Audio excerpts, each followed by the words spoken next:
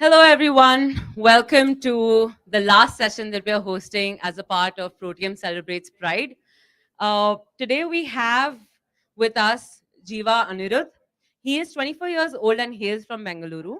He's a performer, choreographer, freelance dancer, and one of India's finest drag queens. He has been a part of the Pride family for over 6 years now, volunteering for various community related activities like the Pride March and Bengaluru Queer Film Festivals. He also runs a company called Mirage by Rita Squirter, which helps queer artists in India perform and be seen. So we have him here today to talk to us about his experiences and also to touch upon how to be an ally at a workplace. So let's welcome him on stage. Thank you. Thank you. And hi, everyone. I don't be dead. Say hi, smile. 2 more days for Pride Month. By the way, I believe every day is Pride because everybody goes through some or the other struggle in their life. So let's celebrate every day with a smile. So can I see everybody smiling? That's nice. So yes, she introduced me already. I'm Anirudh and I'm from Bangalore doing my uh, I'm actually a performer, also a world champion 2019. I won India gold and silver medal at the Dance World Cup that was held in Portugal, Braga. Yeah, I don't know, maybe I have done over 4,000 shows around the globe, meeting different kinds of people. Uh, and I will not call anybody straight, gay, lesbian, or anything. They're just labels. That's what I believe in. So, as simple as it is, everybody is a human being. Nobody has to put any kind of label on anyone. That is, my main way. I think that's how I view people as in general. Also, do you guys know that Bangalore or India or any place, generally all of you go for parties, right? So I'm taking like very, very common issues or common things that happen around so that, you guys are aware of what's happening around you. So we do have parties that are happening. So do you guys also know that there are LGBTQ parties separately where only those people are allowed, and even straight people come there just to see what happens. But my main motto why I started La Mirage is because we have hell lot of artists, queer artists in India who are not getting any space to perform because they say, oh, this is a straight party. I'm like, what is a straight party? It's just a party where everybody goes, dances, enjoys themselves. Oh, and they're like, don't you have gay parties happening? I'm like, yes, we do. That is what, what is the whole point if only queer people are supporting queer people, right? For example, I'll tell you a little bit of how I came out and what happened in my life. I think I studied in an army school. Uh, Mama being a central government employee, dad being a state government employee, and me being me from an Orthodox family was really hard. So I was put into dance, let me say classical dancing at the age of 3, and I'm 24 now, so you know how long I've been dancing. So slowly when I started performing and dancing, I realized, something's different in me. I love to express. I love to put on makeup. I love to wear my jewelry. And I just love to entertain, as simple as that. And then, back then I never knew there was any kind of label. When you're a kid and nobody teaches that in school, it's really hard for you to understand what actually is happening around you.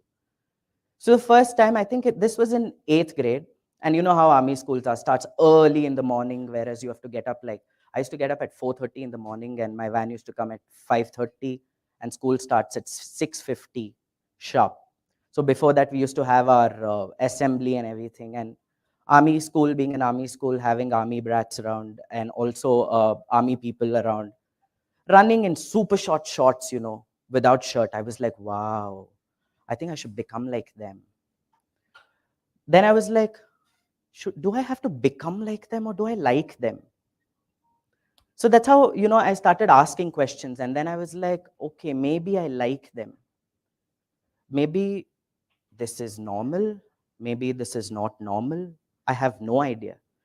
So I started asking questions this way. And, you know, uh, that's when I started reading at 8th grade. Though people go, to cyber cafes to play games, I used to Google search, is this normal? But whereas, back then it was not legal yet. So I was like, oh, I might go to jail if I do this. What do I do? I was like, okay, let me just keep it to myself. And then it just went on and on and on. And 8th grade, we had our annual day event. And then there was one really nice guy. He was a really close friend of mine. We knew each other from, I think, the first grade. Uh, And I asked him, I was like, this is happening with me. Is this normal? So he said, okay, let the annual day get over. We'll talk about this. I said, okay, fine, let's do it. Annual day got over. We're changing. And I was sitting having my sandwich. And he's like, listen, look at me. I said, I looked at him. He just gave me a kiss. I was like, what was that? And he was like, do you see anything unnatural here? Yes. Oh, sorry. Okay. So I was like, he asked me, do you see anything unnatural here? I was like, I don't know. What if somebody saw? What if they tell, anybody else at school? He was like, I'm not worried about it. And, he was the one who was there with me, and he's still there as a very good friend. Just that kiss, made me realize, yes, I'm actually into men. I like them for what they are. And not that I don't like girls, I do like girls too, but not in a very sexual way. Simple as that. And love doesn't have to always be sexual, as simple as that. You can have a lover, maybe just love them completely from the bottom of your heart, go for coffees, have dinners, have a glass of wine, whatever you want to do. It's not necessary that everything has to be sexual. It's as simple as that. So, and I finished my 8th standard exam, and then I was, pulled into dancing more and more. So I started traveling. So I was like, I'm not able to concentrate on studies. What do? I spoke to my mom. Mom was like, maybe you need enough sleep. We'll change the school for you. We'll put you to another school. Uh, uh, and in this school, everybody knew me as Anirudh, the classical dancer. From nursery, or from UKG is my first show that I went on stage in school. And from then, everybody used to know me as a classical dancer, and I was really proud of it. And then changed my school. Here, the school starts at 9 a.m. and, finishes at 4 p.m. I was like, okay, but this is too long. And then I entered the school, and then they had like a talent show, and I did my classical dance. And then there comes, oh, I think this guy is gay. And you have a lot of other words. They call you chakka, they call you what not, hello. But that's when it started hitting me. That's when I was like, being gay is not being chakka. It's as simple as that. It's just men who like men. I am not any different from what you are. I can fight for my rights. I can literally punch you down and make you bleed on the floor. I'm still the same kind of a man. Why are you calling me this? Dude, you put on makeup. I'm like, yeah, my art form requires me to put makeup. I will. And 2 years was like mental torture for me, literally mental torture. And I did have few seniors who understood, who are like, who used to protect me from other bullies. But I really thank them, and I'm really glad that I'm still in touch with them. So why I'm saying this is, every step in your life, there's somebody, who will support you, who might not be there with you like 24/7, but even 1 or 2 days when they support you, that support will mean a lot, because nobody else is supporting you that time. And you will make sure you remember them. So that's what I did. I remember all of my friends. And then next, I move on to college. College, now I realized the best thing to do is be close friends with the faculty. Because if something goes wrong, you have their love, you know what to do. So first person I was, I was like, I entered the college and then there was admissions happening. And then I was like, science, commerce, or arts. I took arts. I was like, my mom was like, no, science. What are you going to do? I said, no, I'm an artist. I'll take arts because that'll give me more time to do what I want. So I joined arts. And then obviously every school has their own orientation day and everything. And then uh, the first talent hunt there also. I performed my heart out. But the kind of response that I got in a college was so much different than, what I got in school. Here people were so open. They were like, my God, you're so amazing. And I had few girls hitting on me because I was dancing shirtless all the time, and which college didn't usually allow. Since I'm a classical dancer and it requires you to be shirtless, you're allowed. So I was like, yes, I'm the only guy who can walk around shirtless in this campus. So I was actually really nice, and I did love, the fact that there were so many people hitting on me. And me being me, I also used to check out guys. I'm like, which guy is looking at me? What is the look? Okay, I was like, yeah, sure. I know you're straight. Pakka, 100%. Uh, the best part is, done with college and everything. After I got out of college, few of my juniors and few of the people who I studied with came out to me. They were like, listen, I think we're gay too, but we were super scared to tell because, we are in that, like, you have that peer pressure of, always wanting to date a girl or date a boy, or, it's really hard. So I had so many girls come out to me. They were like, I think I'm interested in both. What does that mean? I said, it means you're a human. You can fall in love with both. They're like, isn't there a term? I was like, yes, there is a term called bisexual. But if you're willing to label yourself that and just be that, you can be that. And they were like, oh, okay, this makes sense. So, and then I had a lot of friends, who are like, who are still playing cricket for the state and all that, who I can't name, but still they came out to me and they were like, listen, I think even we are into men. I said, okay, fine. So it was it was really shocking how people came out to me after college, but not during college. Because during college I was open. I was like, yes, I'm an open book. Tell me whatever or ask me whatever you want. Whatever I know, I will tell. What I don't know, I will ask you to research. As simple as that. Because when it comes to things like this, giving false information is not the right thing, because whatever information you give is what sticks in their mind. No matter how much you try to, tell them, no, I think I was wrong, maybe we have to change what it actually means, it never happens. So the first thing that I learned is, if you don't know something, it's fine. You can accept that you don't know, even though you're a part of the community. You can accept that you don't know, and you can always ask them to, find out, figure out. And that happened. But this was all in my education field. So when it comes to my, what do you call, where I used to stay, it's still, so there were aunties and uncles who knew classical dancers are like this, but the kids who I grew up with never knew. Okay. So it was until I think college, that, I didn't even want to talk to my neighbors or anything, because though they were my close friends, they never understood this. I was never super close to them.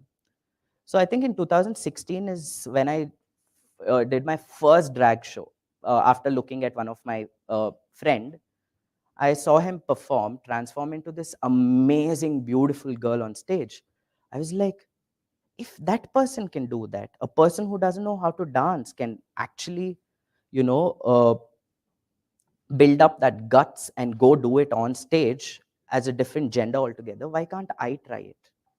I was like, okay, let me try. But what I did was, I was not sure if I wanted to do it completely. So what I did was, first thing, for the first event, what I did, I dressed up as a man. But then what I did, I gave a little twist in the costume. I used a skirt instead of, any kind of a patiala pant or something. I used a skirt. I was like, okay, what song do I have to do? Who's the most famous person in Bollywood? I was like, Madhuri. So I was like, okay, let me do Kahe Ched. And I did Kahe Ched. And whatever, you know, people actually loved it. They went gaga. They were like, we want to see more. We want to see more. Okay, I said, maybe next show I will do something more. And then next show, what I did was I went and I thought, okay, this time it's time for me to completely transform and do something different. I was like, okay, let me do this. I got ready, and the worst part was I forgot my jewelry at home. So who do I call? I'm completely dressed up. I'm in makeup. I can't call mom. I can't call dad asking them to get it. If it was a normal show, I could have. So I was like, okay, who stays close to my house? The only option I had was my neighbors. I was like, okay, fine, let me call them. I called them. I told them, okay, this is the room number that I'm in. Can you guys please get me these stuff? And I called my mom. I said, Amma, I just left my things at home. Can you just send it over with them? She was like, she thought, okay, maybe another classical event that he's doing. And she packed everything and she sent it. So these people come. They knock the door. I open. They're like, ma'am, is Jiva here? I was like, it's time to play. I was like, no, he's not in this room. Can you just go check in the other room? Ma'am, no, ma'am, this is the room number that he asked, us to deliver. I said, no, no. And I had like seven of my neighbors, like friends. I told them, you can stay for the event and then we'll go out, have a drink. They were like, okay, fine. And then I close the door, they call again. They're like, hey, we came, to your room. Some lady is getting ready. Where are you? I was like, okay, just give me a minute. I think I'll just come out. And with the phone, I open the door. I'm like, yo, what's up? They're like, dude, if we knew this was you, we definitely would have been, we would have, they were like, looking at you, I feel like experimenting. I think I'm not straight anymore. I'm like, hello, we know each other from childhood. We can't do anything, so calm down. Okay, so that happened. So that's when, from that day onwards, till today, my neighbors stand strong with me. Every drag show, they make sure they support me. They make sure they ask me if I've taken my wigs, my makeup, my jewelry, everything, and they're there with me. So I'm sure it takes time for everybody to adjust to everything, because uh, in this country, homosexuality was actually normal before Elizabeth came here and made it you know a law that it is illegal, but it was very much legal. Please go to all the old temples. Please have a look how beautifully it is carved. I don't want to explain anything more. You can find out by yourself. And I and at the same time, I feel like 2022. Come on, I think we have to educate ourselves better. You know, and after that, I, even for pride marches, even for any kind of pride events, I have most of my straight friends, though I said I don't want to label them, but I call them straight friends, come help me out. They volunteer, they want to know more, they want to understand more. And so it's these seven people of my neighbor, where these people have made, so obviously it's not just the seven guys who are there in the neighborhood, there'll be many others. So not everybody knew about this, not everybody was comfortable. I still have people who are not comfortable with that, who make fun. But I have these seven friends who take care of me, like they're all around me. They're like, we're not going to let anything happen to you. You be you. We'll be there around you for everything. And that's actually a good thing. But after that, I realized there's no point, hiding my sexuality when I can wear what I want, I can eat what I want, I can drink what I want, I can do whatever I want. I don't have to answer to anybody.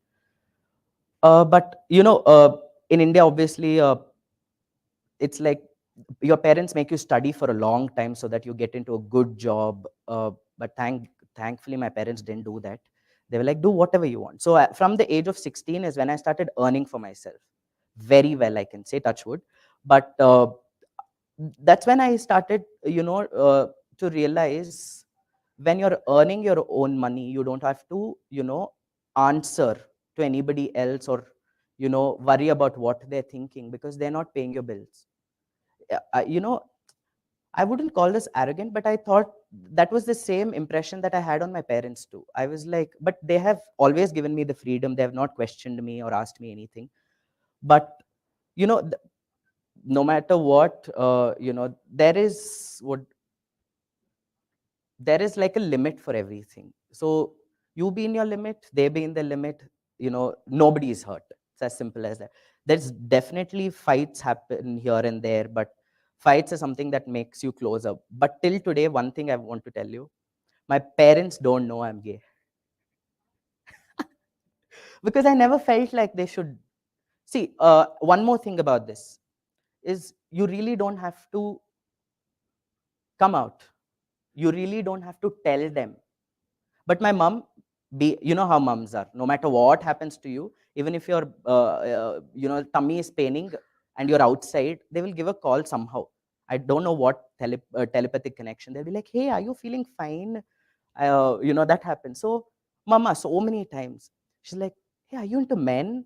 Why are your DP so close to that?" So I'm dating somebody. So why is it so close to that guy? I've seen friends take pictures, but not this close. Is something happening? I'm like, no, nothing's happening. We're just close friends.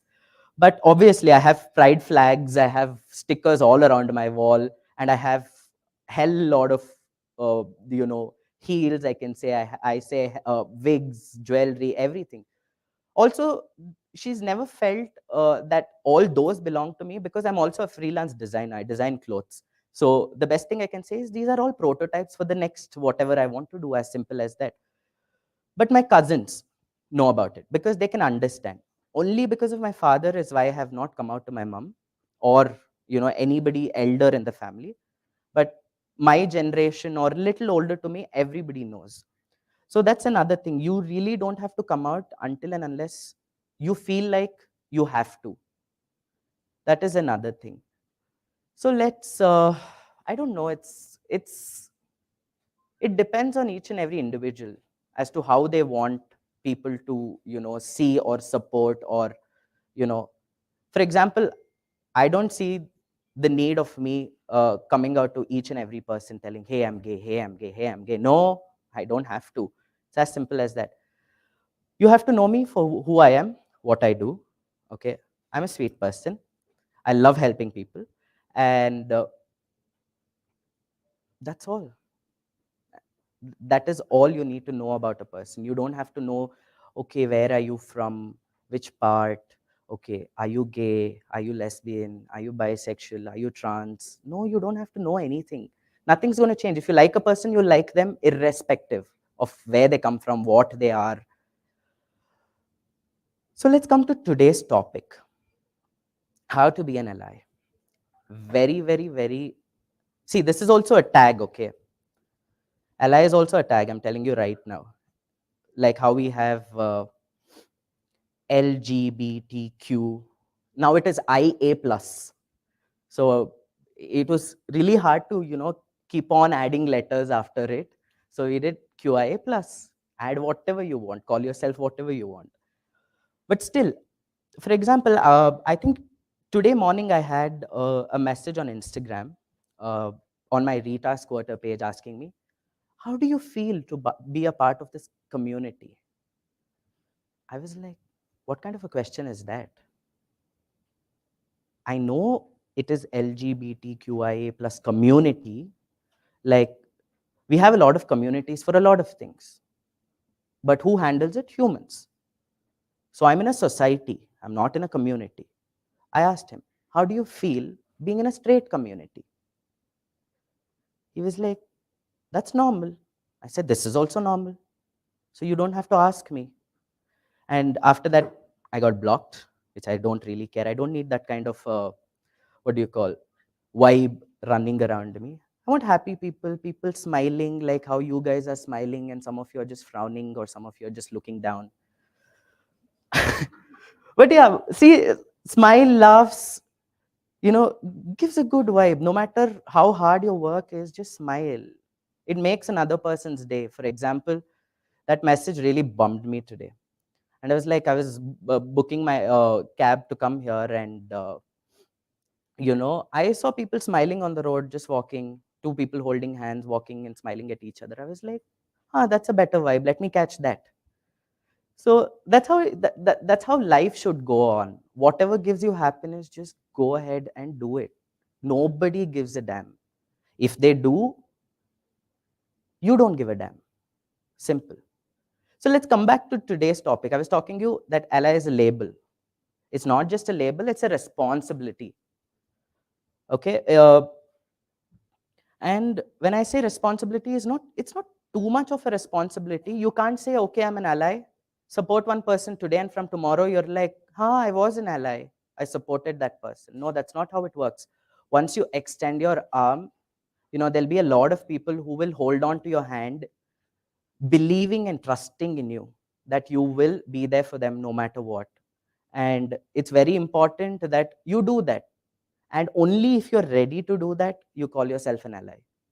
Otherwise, please call yourself a nice human being. Okay, but yeah, like I said, being an ally is very important because everything that you do in life needs support. When living itself needs support, that is when allies come in hand. Because it's never easy for the people of the LGBTQIA plus community to live a normal life. You get judged by what you wear, you get judged by how you talk, you get judged by how you walk. Like, there's judgment in every single step, and that's not easy. How would you feel if you're sitting and working in your laptop, somebody's standing right next to you and be like, this is wrong, this is not right? How will you feel? You feel like just punching that person's face and say, I know what I have to do. Why are you standing here and telling me what I should do? So it's the same when it comes to a person and his sexuality. Let him or her or they be who they want. You know, that is the first thing that you have to do. Once you extend your arm, make sure it stays extended, never cut off. But it is always, and there are a lot of people who do not talk about mental health when it comes to, all this. I've had a friend, a very close friend actually, who was super, super, super happy all the time. Okay. But I think few times she used to always feel low. It's like, I'm feeling very low today. I don't know what to do. We were like, okay, let's go out, talk. But even when that person came out and spoke to us, always happy, you know. And like the last time I think we met was a year ago, just like 3 days before my birthday. So birthday week, I always have this birthday month. I have to party every single day because I should not remember that I'm growing older. Okay, that's too much. So I was like, okay, let's do this. So I used to go out with her every day. She was just smiling and nice. So 3 days, like 4 days before my birthday, I had called her. I was like, see, I'm planning this outing. Let's all go. Uh, she was like, yeah, I'm in. I'll start packing. I'll tell my parents that I'll be going out with you. I said, okay, do everything. And the next day I get a call that she's no more. She killed herself in the washroom. Uh, though she was a lesbian girl, she killed herself in the washroom.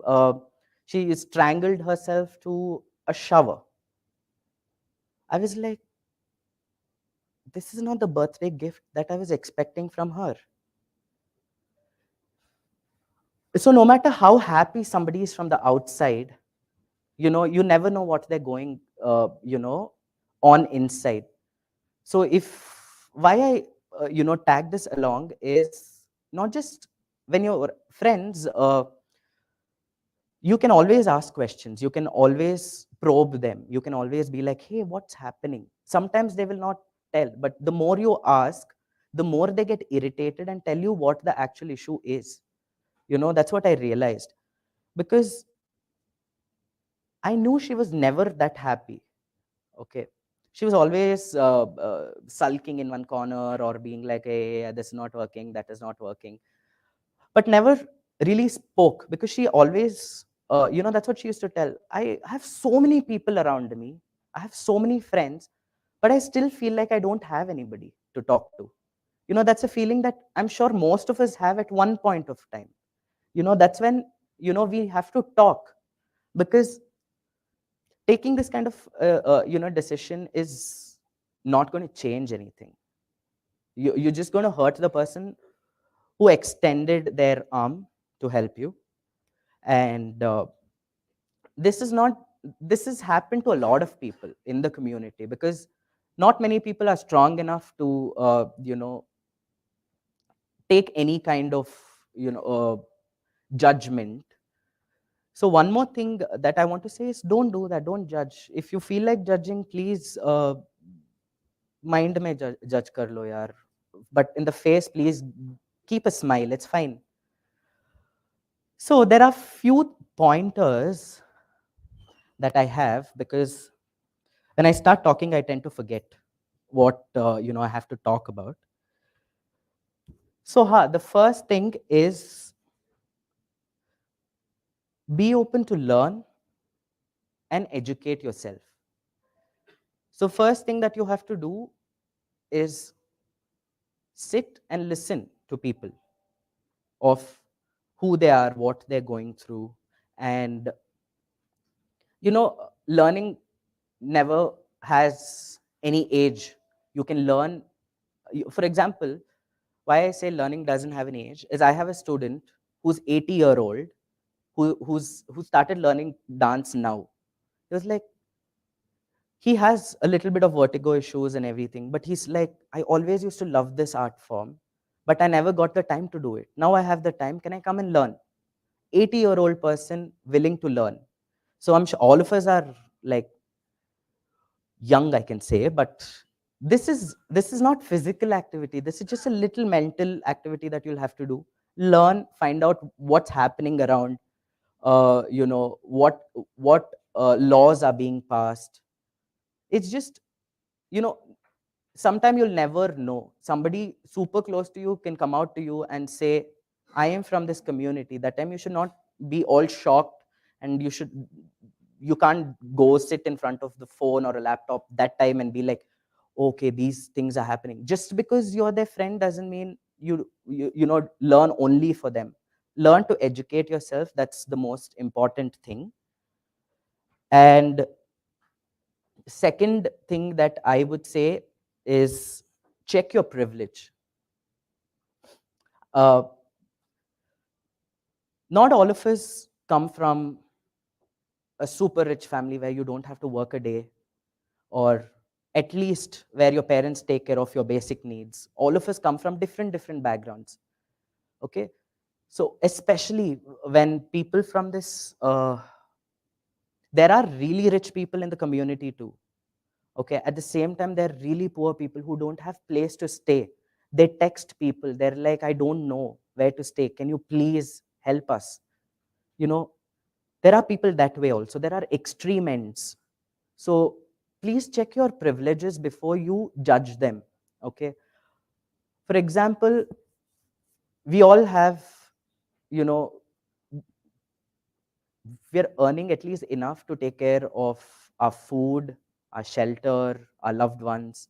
There are people who are struggling for even one-time food. There are queer people who actually eat, like, haven't seen food for 2 days. They'll have to do some or the other work. And another thing is, just because they are from the community, there are many places who don't want them to give work. They're like, no, because everybody has a different opinion. Each and everybody has a different opinion. So it's really hard to find them jobs. It's really hard to find them,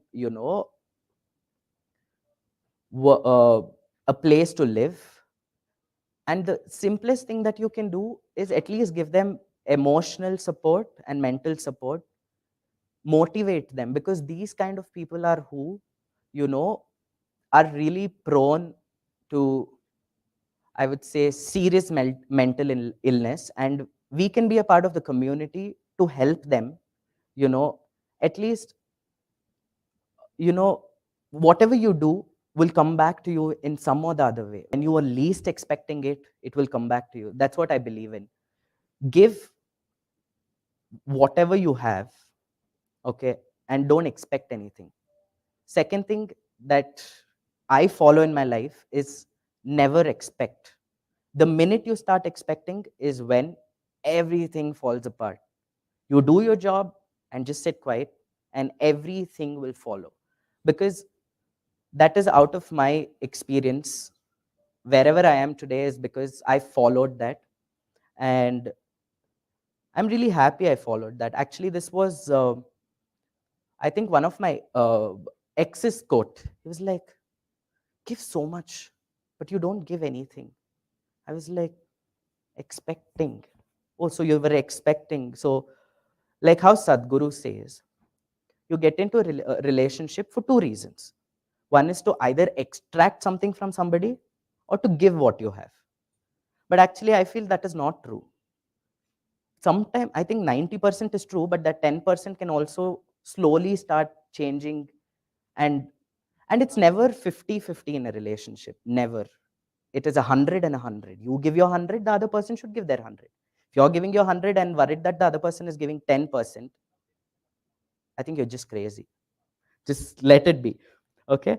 And yeah, check your privileges and try helping people whenever you can. And next, the third thing is don't assume. This is one of the most important thing I say. Don't assume that your friends, co-workers, or somebody from your house is straight. You'll never know, because just because they've not come out, you can't. If you know yeah, if you just assume and be like, ha, you're straight, and you start, for example, I'm just saying this can happen. Imagine you're 10 people, okay, out of which 2 people are closeted people, and you're sitting in that group and making fun of maybe the community, so they're still there. So that might affect them, and that will not let them come out. They'll be in fear forever. They'll be like, oh, they'll start talking about me the same way if I come out. They will hate me. I will not be loved. I'll be pushed into a corner where I'll always have to ask for attention. I'll always have to work maybe 100 times more to gain their trust, or just be a part of the group. So one thing is, do not assume.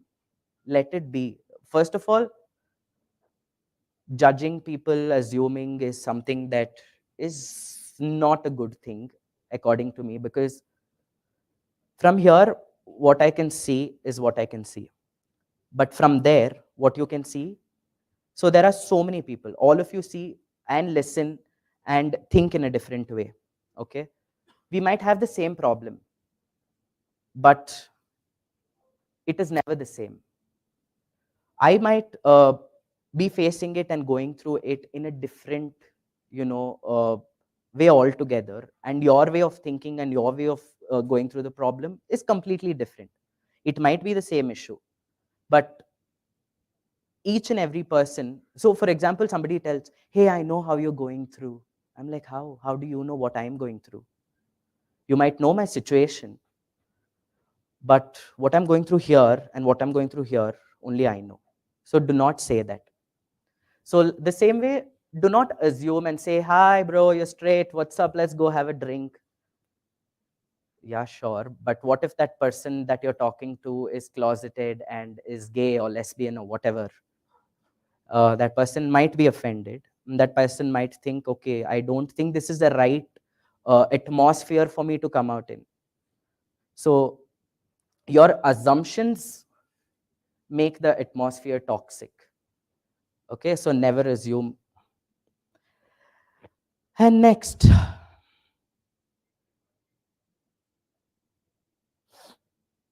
confront your own prejudices and unconscious bias.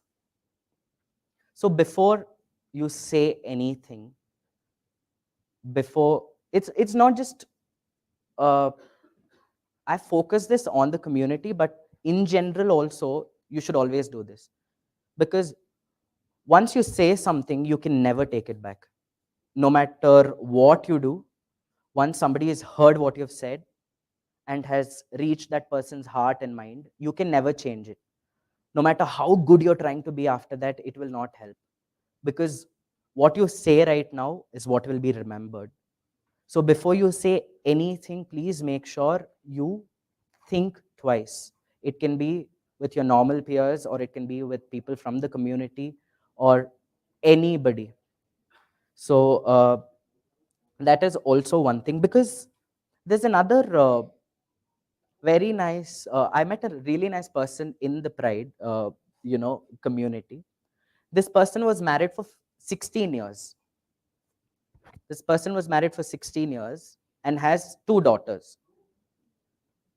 So the best part is, I saw them in the Pride and I was like, wow, supporting allies. So I made a mistake assuming. But then I get to know that the dad was actually gay. He married because his family pressurized him. But then he came out to his wife once he had daughters, and then now wife and the daughters attend all the Pride events. They attend all the Pride events. They come to the Queer Film Festival. They come everywhere. So see, that's assumption. Like, I being a part and saying, do not assume, I myself did that. But thank God I didn't say anything. uh, I'm sure that would have offended them. But it's nice to see, because and there is never it's never too late for you to accept yourself for who you are. It's never too late for to come out and, you know uh, do whatever you want. Just be happy. And when I say do whatever you want, make sure you just spread happiness, love all over, because that's what this world needs, and you know where this world is heading. And we being the future, I'm sure all of us are the future, basically, because all of you are working towards something, building up something. So if we start spreading hate, even in the minute, possible way, imagine how many people are here. Imagine everybody. For example, if I keep like a container here and say everybody puts in like a drop of hate in it, like, okay, so the container will be full. So there is no place for anything there. That entire container is filled with hate. Is that where we, see ourselves, or see our kids or our grandkids or whoever? I don't know if I'll even be alive that long, but still, we don't want that. What they have to remember is how connected we are to each other, no matter who they are. You know, because when you see these days, you see a lot of college people coming out right, left, center, because they have people around them. We have there there have been a lot of people who have told them, this is fine, this is okay, we are here to support you. That's why we see so many people come out. But if this had happened like 50 years ago, we'd have had little less population for sure, little less marriages for sure, and we'd have seen so many happy faces. It's just we've just pushed it too far. And now that, we're legal, I think it's very important to acknowledge everybody, very important to help. And why I say help is, help does not have to always be materialistic. Help can be in any way. Because I feel like when I needed help when I was a little younger, trying to figure out things, I didn't get it. But when I see somebody else struggling, I feel like helping, because I was there. I knew how it felt not to be, held, and not to. I don't know. It's a little emotional, and yes, boys can cry, and I do cry a lot. Uh, so that's also one way of being an ally, helping. I think that it's just every step needs somebody. Every step. So, for example, if the kids, they don't know how to walk. Only when you hold their hand, they will learn how to walk confidently. We may stumble and fall a million times, but we learn what to do, how to do, only after we stumble. So, everybody makes mistakes, okay? And mistake is a part of learning. Yes, the next thing is know that language matters. When I say language, it's not the literal language, it's the language that the society has given to marginalized people. Please do not use that. uh, when you go out, or when you see somebody, or when you're in a workplace, or wherever you are, please don't use those you know I'll call it nicknames given by the society. I don't want to badmouth the society too, because that's where we live. And know that uh, I know it's really hard to suddenly stop using those words. If you are using it, that is. If you're not using it, I already love you. And if you are willing to change, I still love you. If you don't want to change, I really don't give a damn. It's as simple as that. So make sure you know your language before you talk to somebody. And simple. I told you, all of us makes mistakes. Okay. You have to know that you will definitely mess up at some point of time, because not everybody is a gay encyclopedia here. Even me, I am also not a gay encyclopedia. Though I am from the community, I don't know half the thing that is happening. And it's always a learning every day. So when you make a mistake, stop yourself right there, breathe, so that the person, whatever you said to, is looking at you, and just say sorry. Look into them and say sorry. It's fine. Because uh, sometimes they're like, oh shit, I made a mistake, I'm sorry. Okay, you said sorry, but I don't feel it. Look at me, because you said something wrong about me. Just look at me and say sorry. I will accept it. I will not fight further. I will not argue further. In fact, I'll tell you what is the right thing to do. What is the right word you have to use? What is the right language you have to use? What is the right thing that you have to do? So when you say sorry and apologize and make sure they know that you are wrong, they will like you even more, because you're ready to accept and change. Okay, that is another thing. So there are different things like this, because if I start doing it, it'll keep going on. So what we can do is, I think I've spoken too much. My God, 50 minutes non-stop. Okay, let me ask, does somebody have any kind of a question or anything that you want to ask? Yes, please. So thank you very much for your time over here. My pleasure. I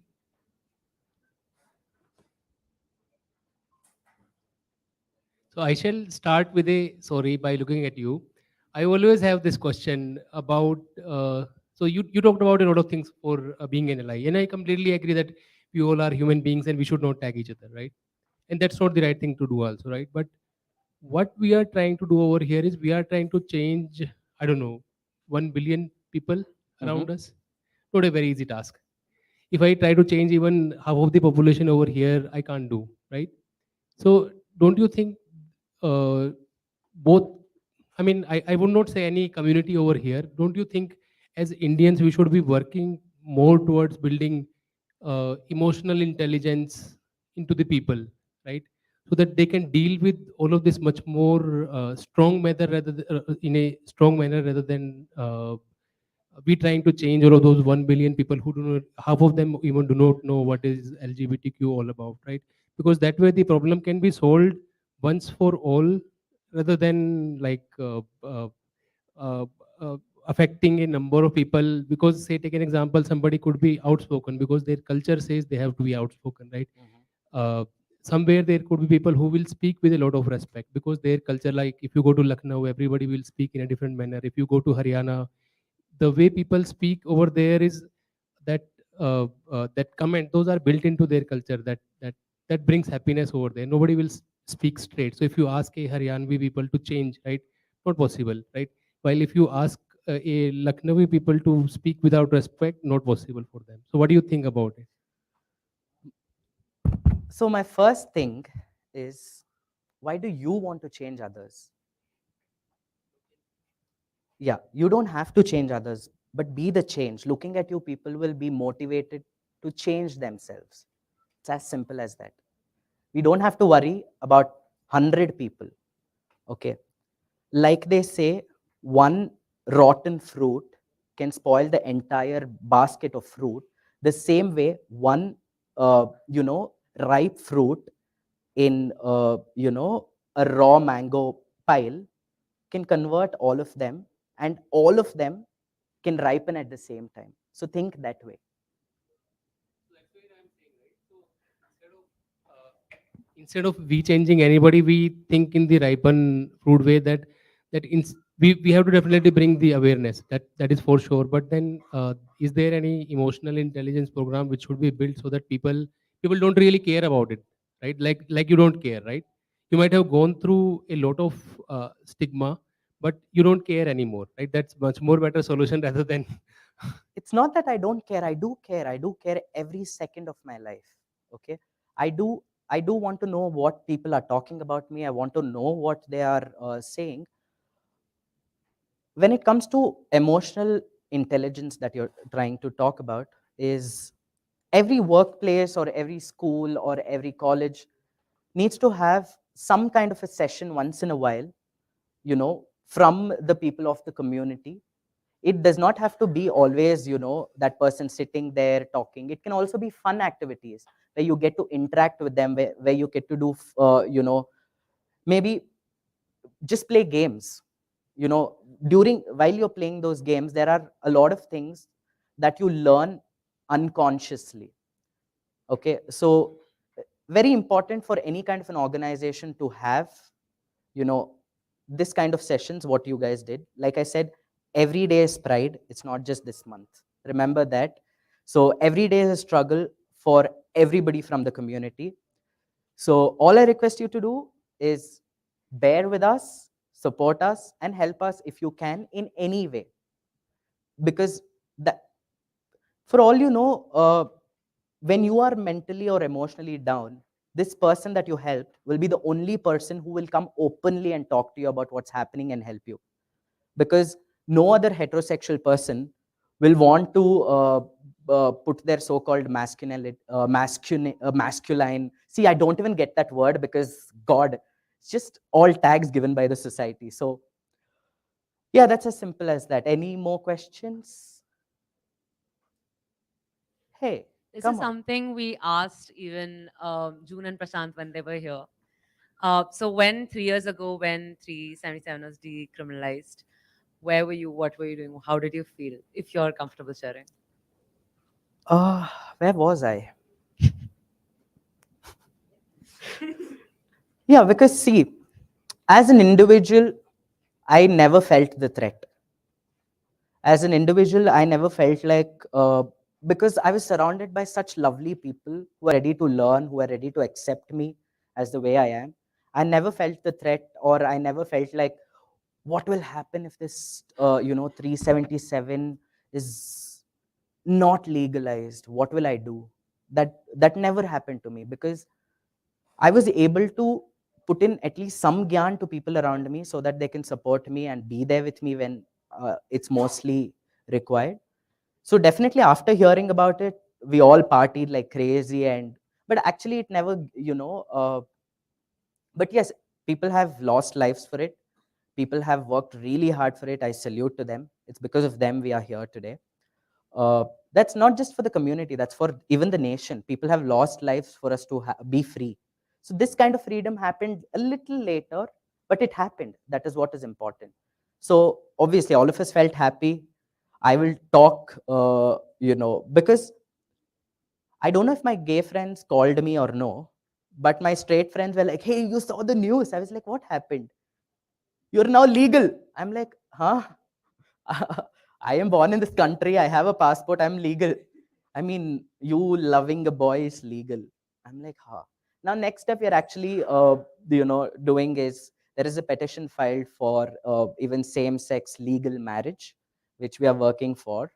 So hopefully that also, becomes legal. So we don't need this marrying for the sake of society anymore, because it's not just your life, it's the girl's life or it's the guy's life.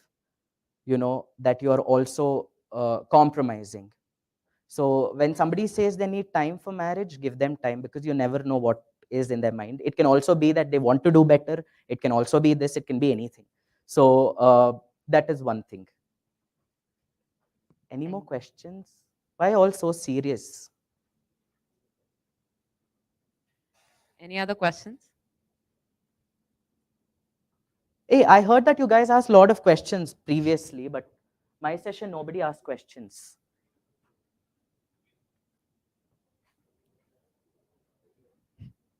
Anyone? It can even be the most stupidest of question. Come on, that's the only way I can talk to all of you. Hi, Anirudh. Can you hear Hi. me? Yes, I can. Very excited to have you here. Lovely session. While you were talking, you said that on your way here, you were a little bummed because of something that happened. Yes. So, this is not a probing question, but what I really want to ask you is how are you feeling right now? Like after you've spoken to us, after you stepped out of the house, and while on your way here, while you've talked to all of us, how are you feeling? I felt really happy, but when I was entering the lift, I was like, oh, how is this crowd going to be? And there she was. She welcomed me with a tight hug. I was like, this is what I want. And yeah. We believe in love, giving and receiving. So I'm so glad that You happened believe for in you. giving and receiving. Yeah, that's a human want, and I'm sure all of us agree with that. I'm just brave enough to say it out loud. That's what I'm telling you. But always remember, you can only give, you can never expect. I will try to remember. Yeah. That'll give you little bummers here and there when you start expecting, but Sure. I'm not saying cut it down completely. None of us are, I'm sure we don't want to be sadhus and sannyasis, like, Sure, none of us do. yeah, but there might be people who want to just stay single, like maybe me in future. I thought you said everyone deserves love. So Everyone deserves love, but you can also, yeah, because everybody deserves love is why I'm giving love. Simple. so you're feeling better from morning. I am. Great to know. Next. Any other questions? Anything about him being an amazing drag queen? I've seen his videos. I have. You have? Nice. Yes, I did. Anyone? Do you want to tell us a bit about that? About Yeah, there's another thing about drag queens that is really, really, really weird. Once you say you're a drag queen, the first question that you get, oh, are you a cross dresser? And I am like, in your words, you are right, but cross dressing and drag is completely different. Cross dressing is what you do between four walls to, how do I put this? To make yourself happy and the other person happy. Because we're in a video, I have to make sure what words I'm using. And drag is something completely different. It's an art form. Like, for examples, we've had dancers, like, you see so many classical dance forms also centuries ago. We've had men dress up as women and perform in temples for the kings, for queens, for what not, who not. That time nobody had a problem. That time nobody called them a cross-dresser. What did you call them? An artist. As simple as that. Drag is an art form. Call them artists and not drag queen. Like, and not cross-dresser, sorry. Drag queen, yes. So also another fact that I want to tell you is drag is not an art form just for the LGBTQ community. It is an art form for everybody who is willing to, try something different. Uh, Drag is, we have also had amazing straight people do drag who have been so much better than gay dudes like me. And we have something called as the drag king, where a woman dresses up as a guy, transforms completely, draws a beard on, puts a mustache on, and entertains you. We have all kinds of art. Okay, never look down on anybody's art, and being a drag queen is really challenging. That's all I can say. And the amount of work that goes into it, wax yourself from head to toe, shave your facial hair. The worst part is for people like me, I shave, and then it takes an hour for me to go wherever because I stay, at that side, Dollars Colony. From there, for me to go anywhere will take an hour. And go sit in front of the mirror, and you're like, shit, your beard is growing. How do you cover this up now? So we have real struggles, This is like a funny kind of struggle, but it is still a struggle. So anything else? Any other question? Okay, how did you guys feel about today's session? I know it was just jab talking me. Did I talk? I don't know. I know I spoke, but did it hurt somebody in any way? Did I make sense? And if I've hurt anybody or anybody's feelings, I'm really sorry for that. Once again, sorry, all of you, if something has offended you or something has hurt you. But at the same time, whatever I spoke is from the bottom of my heart, and it is how you take it. It's as simple as that. What I'd like to say, and I'm pretty sure I'm talking for a lot of people here, is we got a lot of fresh perspectives. We've been talking about all the terms, all the labels, but I think this was a very refreshing way for us to look at the society Yes. and every person in the society. And your experiences were so heartfelt that I don't think anyone stopped listening to you. So that's something that, and it's month end for us. So this is great. Uh, Thank you so much for being here. And of course, you do not have to apologize for anything. No, but I do it from my from the bottom of my heart, because see, sometimes all of us say something that is heard a different way. So it's completely fine.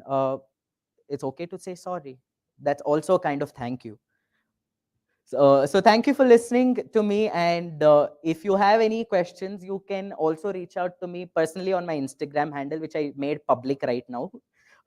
Thank you for And that. I'll be more than happy to, help you out, or maybe give you a little bit of gyan of whatever I know. Thank you so much. Can we have a really loud hand applause? You are amazing. Thank you. Thank you for being such a wonderful audience and remaining silent. But at the same time, I didn't want you guys to remain this silent. But it's okay. I know month end, all of you have a lot of stress on your head. Hopefully, your next month will be smooth and nice and filled with smiles. And hopefully, that's how your entire life will be, filled with smiles and energetic days. So remember, always smile. Thank you. So with this, we end the sessions that we had planned. But like you said, Pride is every day. So we're sure we're going to keep sending out content to everyone to ensure that they are allies to the society. And thank you very much. Thank you. Thank you, guys.